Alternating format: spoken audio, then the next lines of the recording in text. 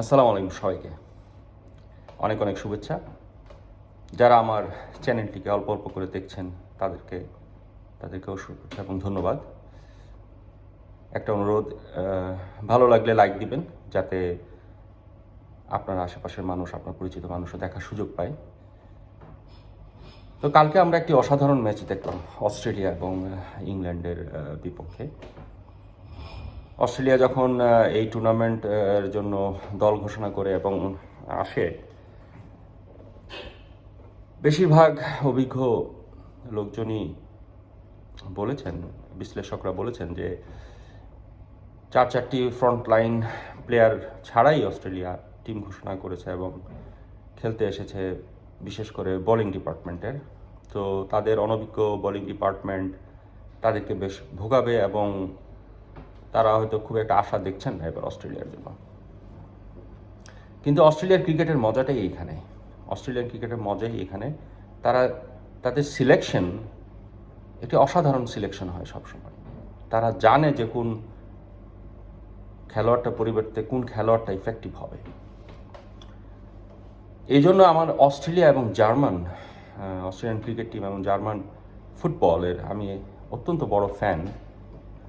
যদিও আমার পছন্দের টিম ওয়েস্ট ইন্ডিজ ক্রিকেটে, ফুটবলে অবভিয়াসলি জার্মান, কিন্তু তারপরে অস্ট্রেলিয়ার এই জার্মান টিমের সাথে আমার একটা মিল দেখি সবসময়, যে তারা শেষ মুহূর্ত পর্যন্ত কোনো ছাড় দিবে না এবং আপনাকে টিভি স্ক্রিনে তাকাই থাকতে হবে শেষ পর্যন্ত জার্মান জিতে যায় নাকি অস্ট্রেলিয়া জিতে যায়।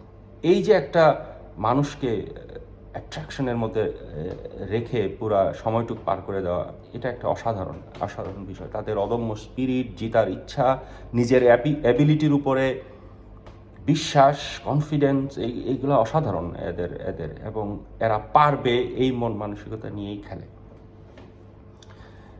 ইংল্যান্ড একটা ভালো রান করছিল, 351 রান। ইংল্যান্ডের বোলিং এবং ব্যাটিং দুটাই খুবই ব্যালেন্সড এবং সবাই পারফর্মার।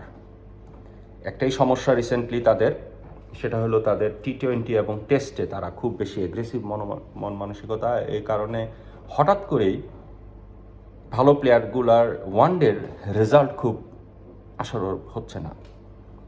যেমন ধরুন কালকে যদিও অনেক রান করছে, আইসিসির ইভেন্ট ইতিহাসে সবচেয়ে বেশি রান,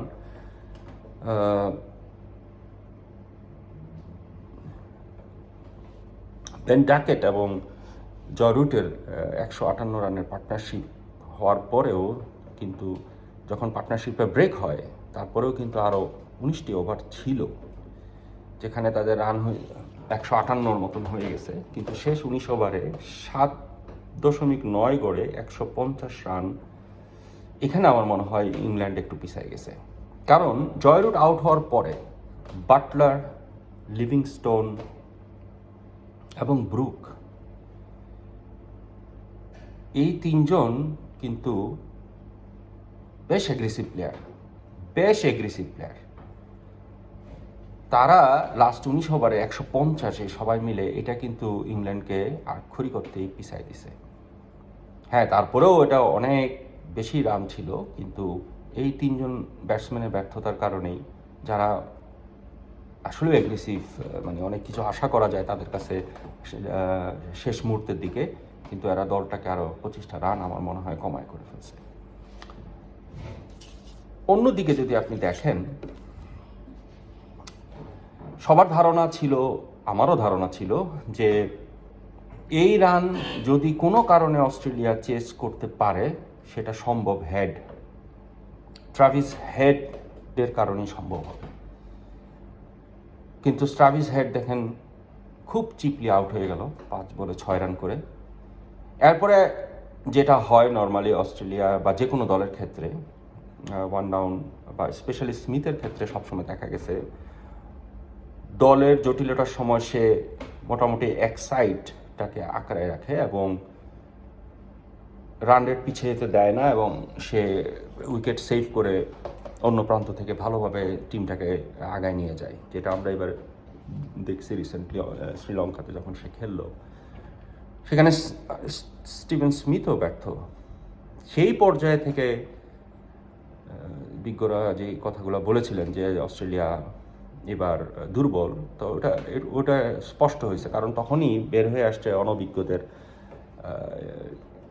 ব্যাটিং লাইন আপ। লাম্বারশেইন ছিল, এছাড়া আর তো কেউ নাই। কেরির রিসেন্ট ওয়ানডে ফর্ম তেমন ভালো না, ছিল না খুব বেশি যে ভালো করছে তা না, কিন্তু কেরির মোটামুটি বলা যায় আর কি যে উইকেট কিপার ব্যাটসম্যানের যেই রোল থাকে 50-60 শেষের দিকে করে দেওয়া, তো ওরকমই একটা ধারণা ছিল। কিন্তু 27 রানে 2 উইকেট পড়ার পরে আসলে একটু চিন্তার বিষয় ছিল। তারপর লেমারশেইন যখন 45 বলে 35 করে আউট হয়ে গেল, তখন আর বেশ চিন্তার বিষয় ছিল। কিন্তু এরপরেই খেলা, ইংলিশের রিসেন্ট ফর্ম আমরা দেখছি। মূলত সে T20 ব্যাটসম্যান হিসাবেই প্রথম দলে জায়গা পায় অস্ট্রেলিয়াতে। তারপর তাকে ওয়ানডে কিছু খেলিয়েছে, কিন্তু এত ইমপ্রেসিভ নজরে পড়ে নাই। কিন্তু এই রিসেন্ট শ্রীলঙ্কান সফরে সে ডেবু টেস্টে 100 করলো এবং রান দ্য বল 100 করছে। এমন না যে টুকুর টুকুর করে খেলে 100 করছে, সে run the ball positive aggressive খেলেই 100 করছে। সেখান থেকে তাকে এই দলে পিক আপ এবং অ্যামেজিং ইনিংস,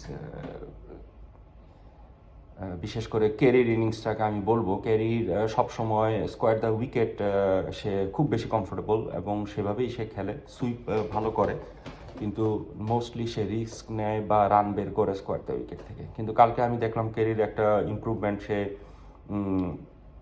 লং অফের দিকে বেশ কয়েকটা কাভার এবং লং অফের দিক দিয়ে বেশ কিছু কাভার ড্রাইভ করেছে, যেটা তার এইবারের আমি এডিশন দেখছি এবং এটা বেশ ভালোভাবে সে এক্সিকিউট করছে।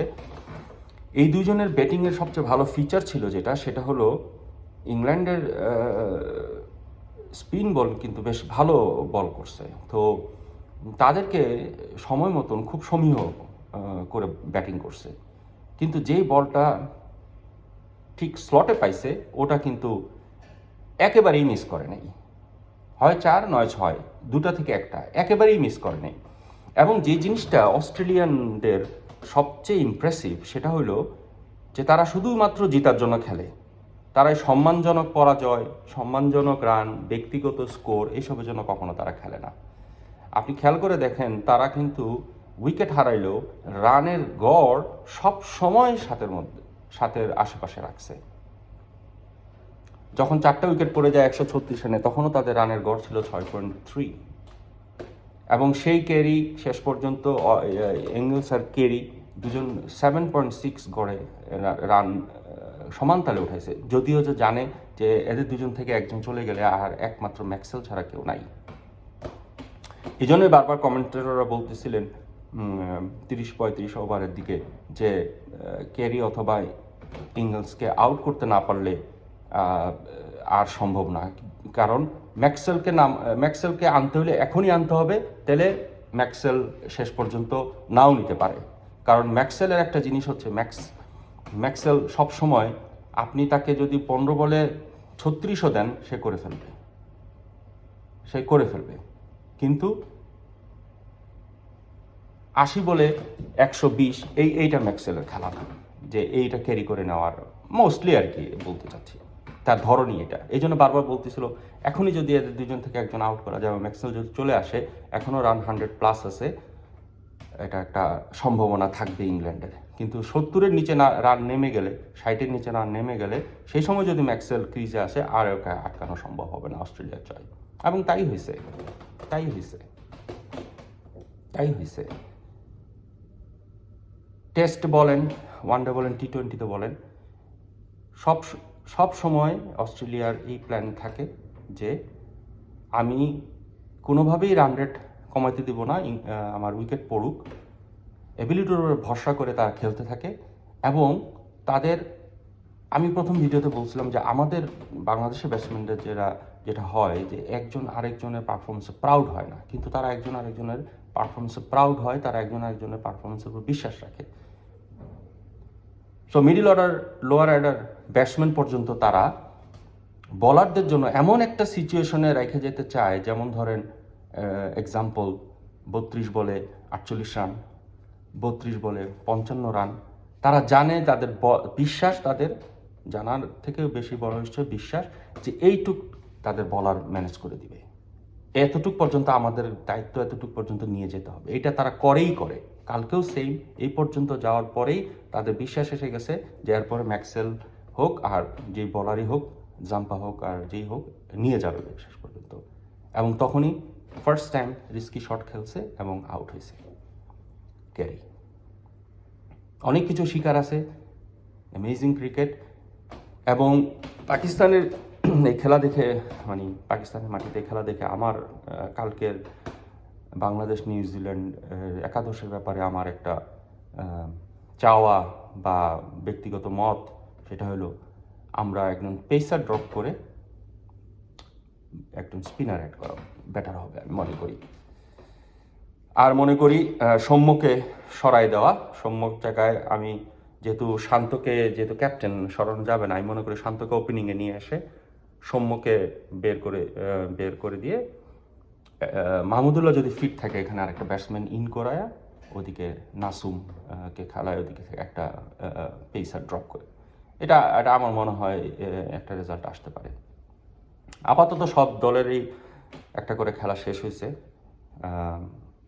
সেমিফাইনাল প্রেডিকশনে আমার মনে হয় নিউজিল্যান্ড, অস্ট্রেলিয়া, সাউথ আফ্রিকা আর ভারত, এই 4টা দল যাবে এবং খুব সম্ভবত নিউজিল্যান্ডই এবার ফাইনাল খেলবে আর বাকি 3 দলের থেকে 1 দল ফাইনাল খেলবে। নিউজিল্যান্ডের চ্যাম্পিয়ন হওয়ারও আমি যথেষ্ট সম্ভাবনা দেখতেছি। আজ এতটুকুই, ভালো থাকেন সবাই, থ্যাংক ইউ, বাই বাই।